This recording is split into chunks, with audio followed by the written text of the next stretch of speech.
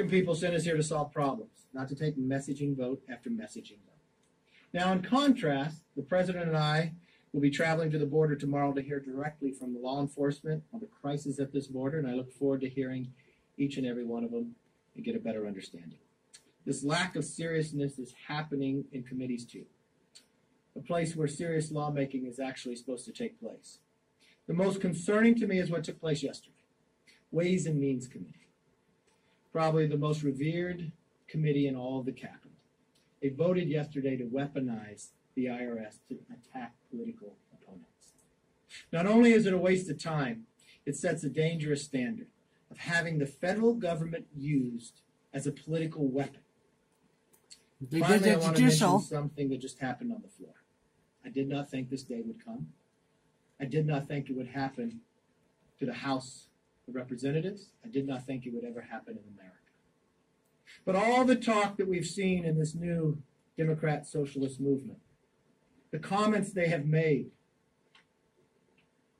the challenges and the questions they have made to those of the Jewish faith, the boycott, divestment, and sanction BDS movement. Change the majority inside Congress.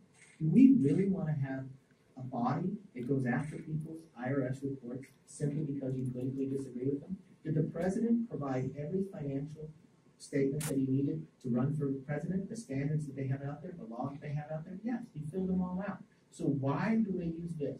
Why wouldn't they put the American public first? Why wouldn't we start talking about the problems we have? Why wouldn't we actually produce legislation instead of resolution? This is all about politics.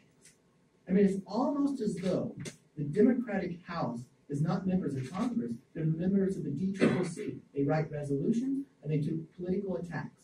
When do they want to start legislating? When do they start working for the American public?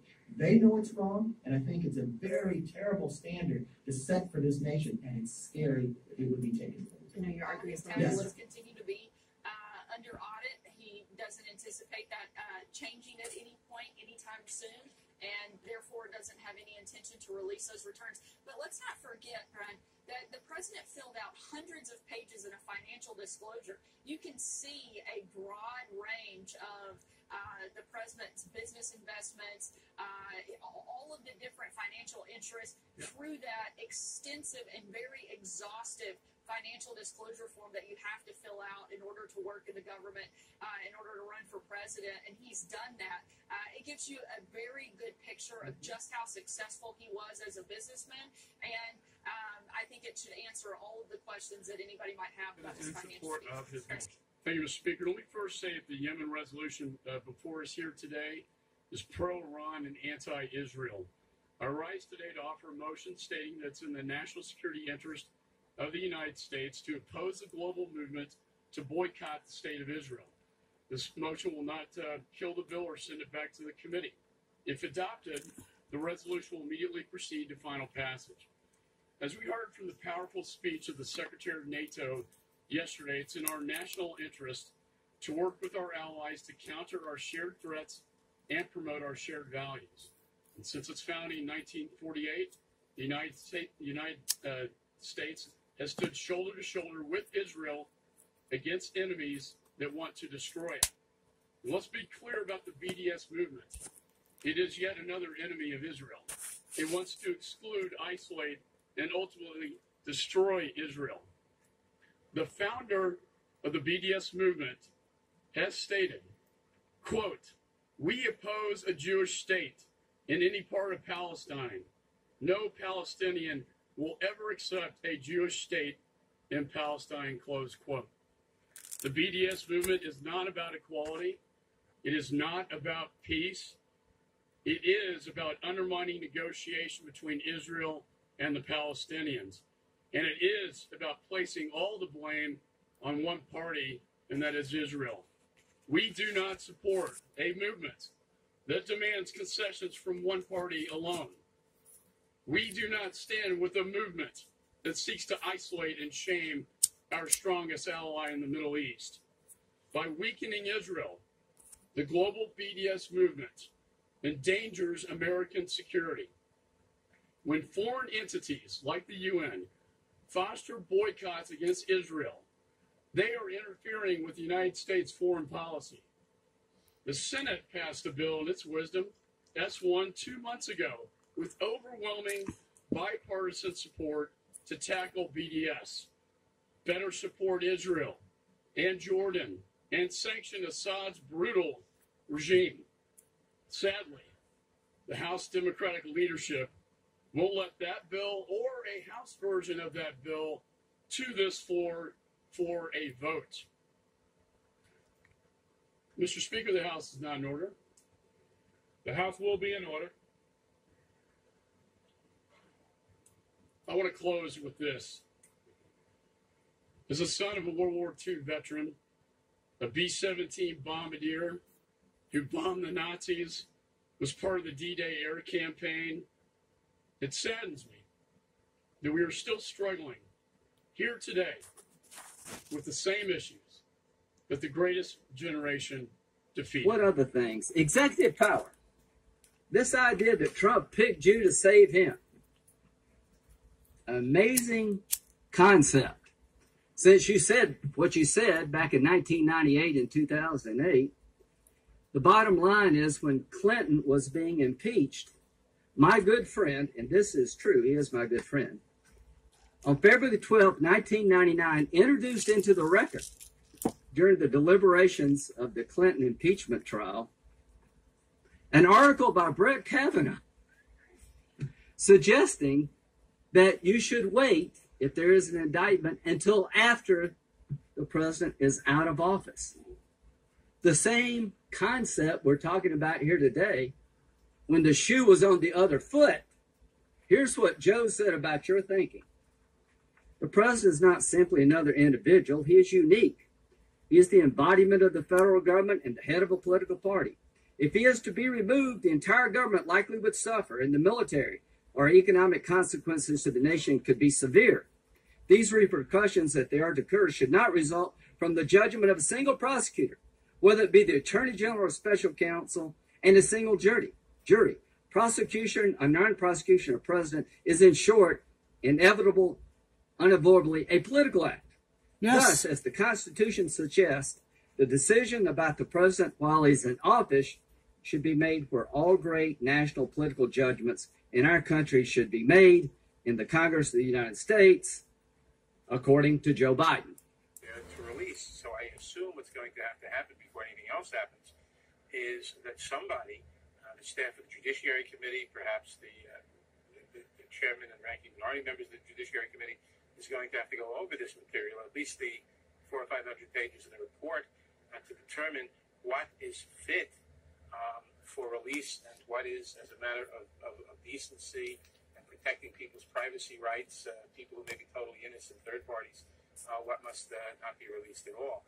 Now, the House Rules Committee will be meeting overnight, and I presume that we will vote tomorrow, probably, on a recommended rule as to how to handle the report. What a fucking cow. This is salacious material, all kinds of material that it would be unfair to release. So I assume what's going to happen before anything else happens is that somebody, the staff of the Judiciary Committee, perhaps the chairman and ranking minority members of the Judiciary Committee, is going to have to go over this material, at least the 400 or 500 pages of the report, to determine what is fit for release and what is, as a matter of decency and protecting people's privacy rights, people who may be totally innocent, third parties, what must not be released at all. Now, the House Rules Committee will be meeting overnight, and I presume that we will vote tomorrow, probably, on a recommended rule as to how to handle the report. Holding up Ken Starr as a model of transparency? No, we're not holding up Ken Starr as a model of transparency. We're holding up the fact that his entire work product Don't do as we did. Judiciary Committee. We wouldn't release anything to do with the Clintons, but we want everything that has to do with the Trumps because we have no ammunition to go into the 2020 election because we're a bunch of fuck-ups. Congress. And I can't run a committee. I don't know how to run a committee because I've never actually done it. And, fucking somebody ought to smack this guy upside the head with a fucking brick. Not the Attorney General's summary or a significantly redacted version of the report.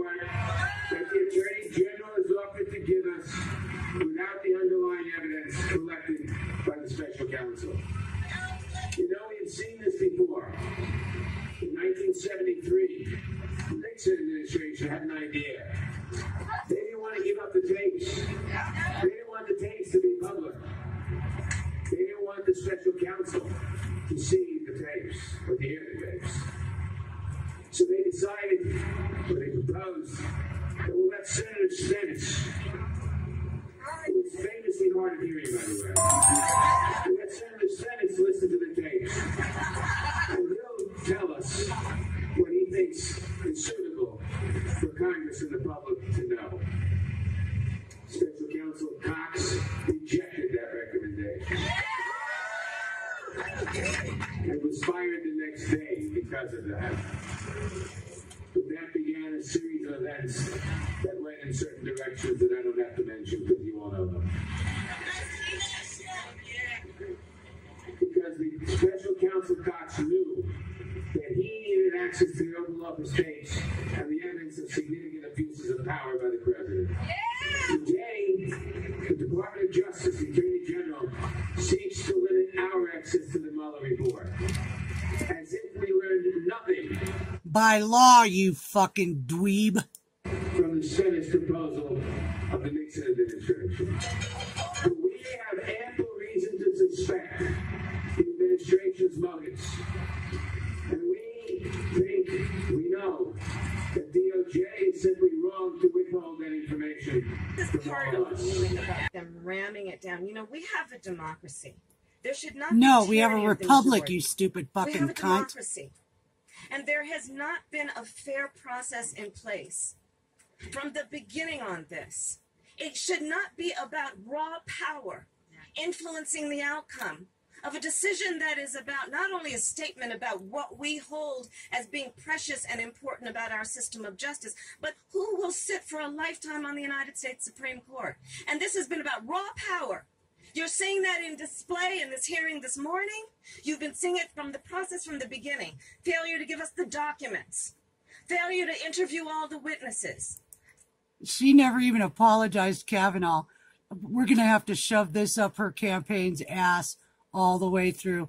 This fucking phony ass fucking bitch didn't even have the balls to apologize to Kavanaugh when it was proven those fucking bitches were lying. And this bitch is fucking lying now. They got all the documentation. They just couldn't find what they wanted to destroy fucking Kavanaugh. Failure to give us the ability to do a sufficient background check to know who this individual is. He had 6 fucking background checks. He's been on the court for the last 12 years. What more was there? This fucking stupid bitch needs to be slapped in the head with a fucking 10-pound brick. It's been pushing and ramming this thing through because they have the power as opposed to the integrity to say, let the American people know what's about to happen. Have transparency in the system. Have integrity in the system. This is the most unethical sham since I've been in politics. And if you really wanted to know the truth, you sure as hell wouldn't have done what you've done to this guy. Are you a gang rapist? No. Please believe me. Please believe me. Please believe me. Miss Ford? Please believe me. Please. Miss Ford? Please. Miss Ford! Oh, sorry, I haven't had my coffee yet. Do you have any coffee? No, we don't have any coffee. Is there any 12-year-old girls who want to sit on Uncle Joe's lap? Christine, what are you doing here today? Joe Biden sexually assaulted me. This girl lost her mind. Oh, man, I tell you, I thought I heard it all. I almost pissed my pants when she said Joe Biden. Boy, I got pee running down my leg. Because I've been through such a horrible ordeal, can you please start a GoFundMe page for me, please? Girl, have you lost your mind? Yeah, what is you, ignorant? What are you talking about? Well, aside from the fact that I don't believe you at all, Joe Biden is a pedophile and just so happens to be a very close friend of mine. That's a big word. I don't know what pedophile means. It means I like to touch little girls. Why waste your time with you girls, Joe? You can always butter this woman's muffin. This girl lying her ass off. That bitch look like she about 60. I know she lying. Joe Biden only fucking around with 10-year-olds. This girl done lost her mind. Can you guys please start a GoFundMe page for me? Girl, you crazy as hell, but I want to listen to what you got to say. What happened? Well, it was like 30 days ago, or I don't know, maybe like 3 days ago. I can't remember.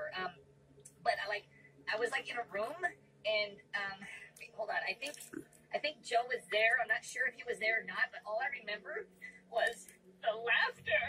The laughter? The laughter. Girl, you shut your mouth. Joe Biden is a good friend of mine, and I know you lying, because Joe Biden only touches little girls on national TV, so we don't get caught. Uncle Joe likes doing it on camera.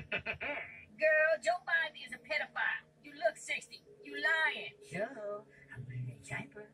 Is that doing anything for It's an investigation triggered by people who wanted to undo the results of the 2016 election. We told you week after week after week that this probe should have never been launched. And Mueller's findings of no collusion or coordination with Russia shows that we were right. And the bitter, nasty anti-Trump forces were wrong. And how wrong were they? They were conspiring with Russians, a criminal conspiracy possibly. False reporting is saying that nobody in the campaign had any contacts with Russia. False reporting is saying that there has been no suggestion of any kind of collusion. How many more times does he have to say the word collusion? Oh, that's probably because he feels he colluded. Yeah, it's not enough to play these sound bites and laugh, although it is fun. Because after these 2 turbulent years, America deserves more than just a day or two of media analysis and one fair headline from the New York Times today. America deserves to know what really happened here. The forces, the individuals, and the motivations behind this total travesty of justice. And we must ensure that those responsible face real political, legal, and professional repercussions. That's right. We can never let this happen to another president again. I can tell you that. I say it very strongly. Very few people I know could have handled it. We can never, ever let this happen to another president What again. happened in the 2016 election is called Mr. Mueller. And I will do everything I can to make sure he finishes his job without political interference. And I'm here to tell anybody in the country who listens that this is so hypocritical of my friends on the other side. When it was their president, Kavanaugh was right. When you're talking about Roe v. Wade, it's okay to promise the nation it will never be overturned. It's okay to pick a Democratic staff member of this committee, but it's not okay to pick somebody who's been a lifelong Republican. People see through this. They had a chance. Am I the last person? Yes. Right. But don't forget, we're going to hear from the nominee and his introducers before you can go home and go to bed. Oh, looks like Twat Bag was pretty bad. Pretty mad Liz Becker up. She just got her ass chewed for being not only out of order, but being vague on her questioning, for being a self-righteous fucking cunt that she's been since she got into office on, horizontal Harris. I don't know why it doesn't stick. Or Canine Camilla, because that bitch is a fucking dog. Person? Yes. But don't forget, we're going to hear from the nominee and his introducers. She just got slapped. You can go home and go to bed. Legislation that would allow a baby to be ripped from the mother's womb moments from birth. These are living, feeling, beautiful babies who will never get the chance to share their love and their dreams with the world. And then we had the case of the governor of Virginia, where he stated he would execute a baby after birth. To defend the dignity of every person, I am asking Congress to pass legislation to prohibit the late-term abortion of children who can feel pain in the mother's womb.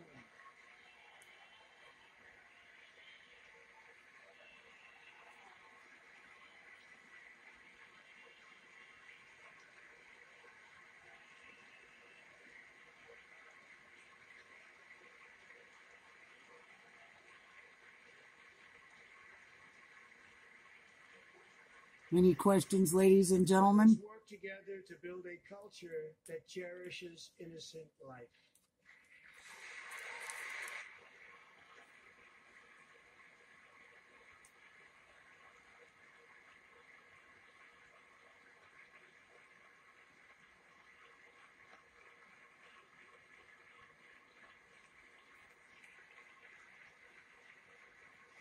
Look at them fucking wretched bitches on the other side, the Democrats. And let us reaffirm a fundamental truth. All children, born and unborn, are made in the holy image of God. From the Border Patrol, have they ever even gone to Mexico or to Central America to talk to their counterparts? Do they want to change the detention policy? They don't want a solution. They want open borders. Only a few of them will say that. They don't have the political courage. They'll hide behind things like, it's not a crisis, you know, let's get some more beds for the detainees. It's not true. Have they even gone down to get a briefing from the Border Patrol? Have they ever even gone to Mexico or to Central America to talk to their counterparts? Do they want to change the detention policy, the asylum policy, the catch and release policy? No. We've listened to video on this show of Border Patrol agents say, it's like a United Nations we're catching crossing. Albanians, Pakistanians, they're human traffickers, they're MS-13, they're gangbangers. They're literally bringing children who they don't know with them to cross the border because the minute they cross and set foot, we have to catch and release them and say in 2 years we'll see with the immigration hearing, but they don't show up. That's not a country. That's a lawless nation. Well, do you agree? I'm sure you do. That did attempt to turn Texas blue. Now, about Miss Ford. I feel really bad that she wanted to remain anonymous and could not. The one thing I know for sure is that Dianne Feinstein would not do this. Then why did she look so fucking guilty when she come out of the skiff room? She looked like somebody had just kicked her fucking puppy. Don't cover for that fucking old bag. I know you guys are old friends, but the fucking bitch leaked it. And did not do this. But I know for sure somebody did. It wasn't chatter from a friend. 3 groups had this letter. That's right. That was requested to be anonymous. Dianne Feinstein and her staff, the congresswoman from California and her Camilla Harris. staff, and the lawyers. And the lawyers. So, it was either Dianne Feinstein or Camilla Harris. Who do you think fucking leaked it? Dianne looked the fucking most guiltiest. Camilla wants to be president, so she had to do that. Somebody betrayed her trust, and if you can't figure out why, you shouldn't be driving. According to Adam Schiff, there was collusion. Donald Trump colluded with the Russians to throw the election. He's certain of it. He has absolute 100% proof. And he is not backing down from that in spite of the AG's report, in spite of what has already been said. He's still maintaining. In spite of the Intel Committee, in spite of... I've never seen a committee chairman like that guy. I am surprised in one way that his fellow Democrats haven't joined some of the Republicans in asking for him to step down, but they are just too frightful. They are determined to not give Republicans any wins at all whatsoever, no matter what the cost. Or the American people. Well, they absolutely do not want Donald Trump to have any wins, and they have to keep this thing alive. They have to somehow just keep feeding this narrative that there's Russia collusion all along. And absolutely there was, but it was not on Donald Trump's side. It was obviously on the Hillary and the DNC side. You know, we're still waiting to see the investigations coming out of all of those things with the FISA warrants, et cetera, et cetera. The textbook smoke and mirrors. He did that operation. repeatedly over a 2-year period, said he had evidence of those crimes. And as you pointed out, Martha, Bob Mueller came back and said that simply wasn't true. Bob Mueller said it wasn't that there wasn't sufficient evidence to charge collusion. He said there was no evidence of collusion. So what is that? What was Adam Schiff talking about? I mean, you know, I know he was asked this in the hallway today. Let's play what he said in response to the calls for his resignation. Watch this. Republicans should step down. They shouldn't just step down. You know, I'm more than used to attacks by my GOP colleagues, and I would expect nothing less. Thank you. So he didn't say much about what his evidence was, but he said that he wasn't surprised that you guys were coming after him. Well, it's not just us, Martha. It's not just Republicans. It's Americans who are concerned about the integrity, again, of the Judicial issue of Committee. Judgment. This is an issue of integrity, of Yep. telling the truth over a 2-year period. of essentially yelling fire in a crowded theater to the American people about a false collusion narrative that simply was not true, where there was no evidence, even though he said he had it. And I think one of the things that's most troubling, Martha, is, as you can see from that, Adam doesn't feel bad about what he did, and in fact now wants to double down on it. He wants to continue the investigation into Donald Trump for Russia-related crimes, even though the special counsel, with the benefit of 20 federal prosecutors, 40 federal agents, unlimited time, unlimited money, unlimited resources, has said there is no evidence. So why they want to double down, Martha, on a narrative that is only helping Vladimir Putin is one of the great ironies of the Mueller report summary that we just received. That is going forward right now, right next to us in the Judiciary Committee. This adds to the sequence of sham process that we have seen. I think it is unprecedented in the history of background investigations for new and credible allegations to come forward and the background investigation not be reopened. All three credible allegations have received zero investigation by the FBI. That is not right. The partisanship that was on display in yesterday's hearing was not right. It was not right from my colleagues. It was particularly not right from the nominee. I have never seen such a display of vengeful, partisan, conspiracy theory behavior from somebody seeking any judgeship, let alone a seat on the Supreme Court. The Russians offered dirt on a Democratic candidate for president as part of what was described as the Russian government's effort to help the Trump campaign. You might think that's okay. My colleagues might think it's okay that when that was offered to the son of the president, who had a pivotal role in the campaign, that the president's son did not call the FBI. He did not adamantly refuse that foreign help. No, instead that son said that he would love the help of the Russians. Democrats and Republicans alike condemned Comey when he said, I'm not going to indict Hillary Clinton, but she engaged in conduct that was extremely careless. Everybody said that was wrong. Why is this different? No. On this political question here, it seems the Democrats on the committee are preparing their rebuttal, depending on the redactions, no matter how many there are, to allege that there was a cover-up on behalf of Bill Barr. Oh, of course. You can read between the lines. Everything's a cover-up when we're doing it, but they actually do it, and it's all good. He talked about working with the special counsel office, assisting us in the redactions, trying to keep sources and methods private. Our progress is that I will report by mid-April, if not sooner. Then he writes, there are no plans to submit the report to the White House for a privilege review. Does that surprise you, or is that expected? No, it does surprise me. Generally, there is review.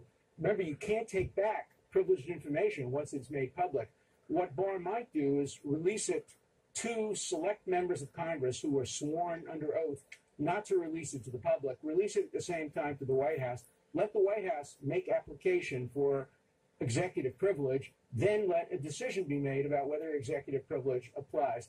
This rush to release is understandable. The American public wants to see this report. They're curious. But the law has to be complied with. And the law generally protects subjects of investigations who haven't been indicted.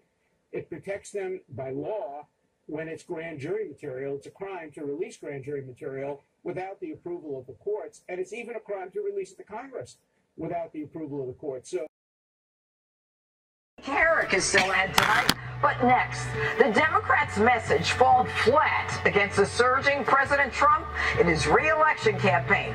We'll talk about that and more with the man who helped shape Donald Trump's historic run to the presidency. Corey Lewandowski is next.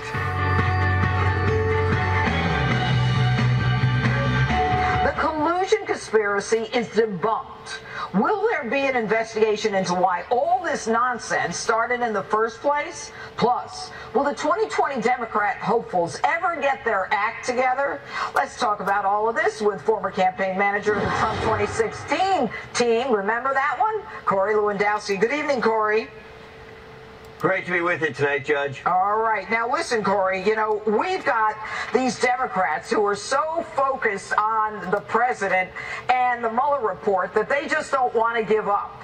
And they're going to continue to go after the president, whether it's Jerry Nadler or Adam Schiff. Does this work to their detriment?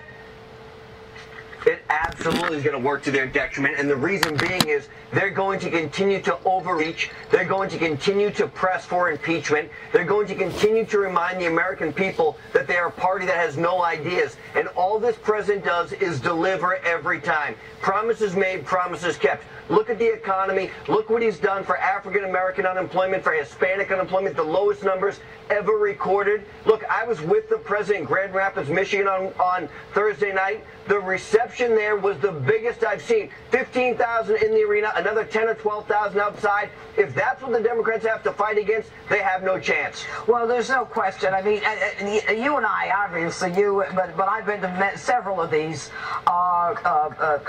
events, and the energy is incredible between the president and the audience. I've never seen anything like it. But unless we stop voter fraud, voter harvesting, and allowing these motherfuckers to get rid of our electoral votes on their state deal, it's time to step in. Universal voting laws. If we don't, we will lose America. And I think that, you know, in addition to the backfiring of any additional hearings they might have, which can't possibly prove anything more than this long-winded Mueller investigation, I think the fact that they made it all up and that they were so confident, along with the mainstream media, the news cable, all of them, I think that the American public at some point is going to say, you know, we can't believe in them anymore. You're exactly right, Judge. The biggest losers, in addition to the Democrats, have been the mainstream media, the other networks who perpetrated the story that Trump was going to be taken out in handcuffs, that they said every day he was never going to finish, you know, his first term, that Mike Pence was going to have to serve. Look, they have no credibility. It reminds me of the day after the election when Donald Trump dominated over Hillary Clinton. The long faces on the media on May 9th of 2016, of November 9th of 2016, was exactly the equivalent of after the Mueller report came out and Attorney General Barr gave his summary of what was in that. No collusion, no coordination, no obstruction. Very, very clear. The Democrats can't get over it. And the mainstream media cannot understand how wrong they were. And now they're all of a sudden, they're not investigators. Of course they are. They're supposed to be journalists, and they did a disservice to the American people. They can't be trusted. Well, no, lawyers are not in the exoneration business. The lawyers into making cases are not making cases business. So all I can tell you is that when it comes to obstruction of justice, Mr. Barr and Rosenstein concluded that the facts did not justify a charge, not the idea you can't indict a sitting president. And his memo, Mr. Barr, was about a statute. It's very problematic to bring an obstruction case, in my view, for making a personnel decision. If you fired a U.S. attorney somewhere, does that lead to an obstruction argument because you have a political difference with that attorney general who's not serving your agenda?